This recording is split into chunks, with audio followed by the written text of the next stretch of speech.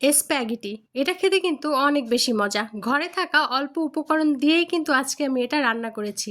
প্রথমেই আমি পানিটাকে লবণ এবং তেল দিয়ে ভালো করে ফুটিয়ে নিয়েছি। তার ভিতরে স্প্যাগেটিগুলো দিয়ে খুব ভালোভাবে সেদ্ধ করে নিয়েছি। তারপরে এই যে আদা রসুন কুচিটাকেও একটু ভেজে নিয়ে তার ভিতরে ছোট ছোট করে কেটে রাখা মাংসগুলোকে দিয়ে একটু ভেজে নিয়েছি। তারপরে দিয়ে দিলাম কোঁচা পেঁয়াজ, লবণ এবং গোলমরিচের গুঁড়া। তারপর দিলাম ম্যাগি মশলা আর এই যে সবজিগুলোও দিয়ে দিলাম। এখানে আমি শুধু বরবটি দিয়েছি।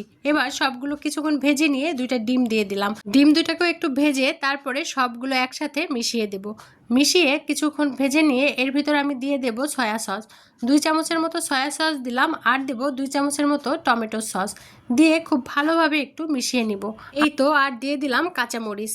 এবার আগে থেকে সিদ্ধ করে রাখা যে স্প্যাগেটি সেটাও দিয়ে দিলাম। দিয়ে এবার খুব ভালোভাবে মিশিয়ে 10 মিনিটের মতো রান্না করে নিলেই কিন্তু স্প্যাগেটি একদমই রেডি হয়ে যাবে।